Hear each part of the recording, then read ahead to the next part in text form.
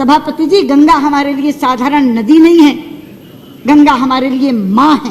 गंगा जी की धारा अविरल बहे, गंगा जी की धारा निर्मल बहे, इसके लिए हम लोग प्रयास में लगे हुए हैं। लेकिन गंगा जी को जो लोग सुरंग में डालना चाह रहे हैं, उस उत्तराखंड के लोगों को इस तरह की आपदाएं सहनी पड़ रही हैं, जिसका शिकार पूरे का पूरा देश बनता है। जितना मर्जी पैसा खर्च हो गया हो, मत दिखाइए हमें वो एस्टिमेट्स, मत बताइए कि इतना पैसा खर्च हो गया। अमूल्य जिंदगियां जा रही, खत्म हो रही हैं। पूरे का पूरा उत्तराखंड आज विप्लव की कगार पर खड़ा है। उत्तराखंड में विकास के नाम पर जो होड़ लगी, प्रकृति से छेड़छाड़ करने की, पर्यावरण को प्रदूषित करने की, नदियों पर बांध बनाने की, ये उसका नतीजा है। हम किसके लिए विकास कर रहे हैं? हम अरबों खरबों रुपया खर्च करके विकास करते जाते हैं। प्रकृति एक दिन क्रोधित होती है और ऐसी विनाश लीला करती है कि सब कुछ तबाह कर जाती है। कब आंखें खुलेंगी हमारी? क्या इस त्रासदी के बाद भी नहीं? क्या इस आपदा के बाद भी नहीं? वहां एक धारी देवी का मंदिर है, उत्तराखंड की रक्षक कहा जाता है उनको।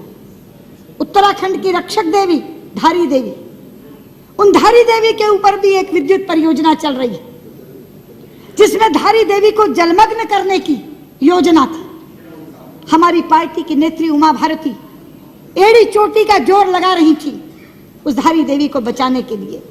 एक एक के घर जाती थी। आडवाणी जी के नेतृत्व में प्रतिनिधिमंडल लेकर के, मुझे साथ लेकर के प्रधानमंत्री जी के पास गई थी। पर्यावरण मंत्री से सैकड़ों बार मिली थी। हमें प्रधानमंत्री जी ने आश्वस्त किया, हमें पर्यावरण मंत्री ने आश्वस्त किया, किसी भी कीमत पे धारी देवी वहां से हटाई नहीं जाएंगी। धारी देवी की मूर्ति अलग है, मगर धारी देवी वो शिला है जिस शिला को बचाने के लिए हम कह रहे थे। लेकिन सभापति जी, आप जानते हैं ये मात्र संयोग नहीं है। मैं सदन के लोगों को बताना चाहती हूँ, उधर 16 जून को धारी देवी जलमग्न हुई। उसी दिन धारी देवी जलमग्न हुई और इधर केदारनाथ में जल प्रलय आया, जो ऐसा जल प्रलय आया जो हजारों जिंदगियों को लील गया, जो एक विनाश की लीला करता हुआ चला गया। हमारे शास्त्रों में एक श्लोक है,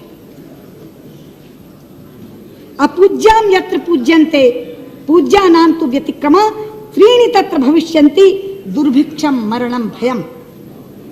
जहां अपूज्य लोगों की पूजा होती है मगर पूज्यों का तिरस्कार होता है, वहां 3 चीजें घटती हैं, अकाल, मौत और भय।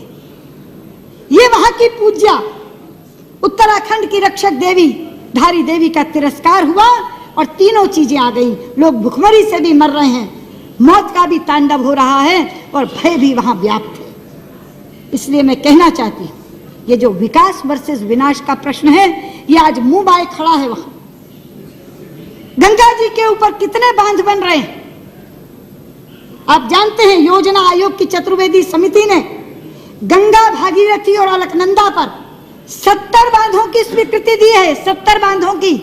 आज रेवती रमन जी यहां बैठे नहीं हैं, 2-2 बार चर्चा कराई है इस सदन में उन्होंने। हम सब सांसदों को साथ लेकर प्रधानमंत्री जी के पास जाते हैं। सभापति जी, गंगा हमारे लिए साधारण नदी नहीं है, गंगा हमारे लिए माँ है।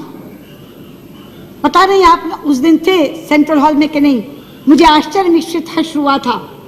इतना हर्षित हुआ था मन, जापान के प्रधानमंत्री ने केंद्रीय कक्ष में संसद के दोनों सदनों के सांसदों को संबोधित करते हुए जब गंगा जी का नाम लिया था तो गंगा मैया कहा था। वो लोग हमारी भावना की कद्र करते हैं, वो हमारी आस्था की कद्र करते हैं, वो गंगा जी को गंगा मैया कहकर संबोधित करते हैं और हमारे लोग गंगा मैया को सुरंग में डालने की योजना बना रहे हैं। गंगा जी की धारा अविरल बहे, गंगा जी की धारा निर्मल बहे, इसके लिए हम लोग प्रयास में लगे हुए हैं। लेकिन गंगा जी को जो लोग सुरंग में डालना चाह रहे हैं, उस उत्तराखंड के लोगों को इस तरह की आपदाएं सहनी पड़ रही हैं, जिसका शिकार पूरे का पूरा देश बनता है। इसलिए मैं आज यहाँ खड़ी होकर ये कहना चाहती हूँ, धारी देवी को पुनर्स्थापित करने का काम करिए। मैं यहाँ से मांग करती हूँ, गंगा मैया पर बनने वाले सारे बांधों को निरस्त करिए। जितना मर्जी पैसा उस पर खर्च हो चुका होगा, जो पैसा आपके राहत और पुनर्वास पे खर्च होने वाला है वो उससे कहीं कम होगा। जितना मर्जी पैसा खर्च हो गया हो, मत दिखाइए हमें वो एस्टिमेट्स, मत बताइए कि इतना पैसा खर्च हो गया।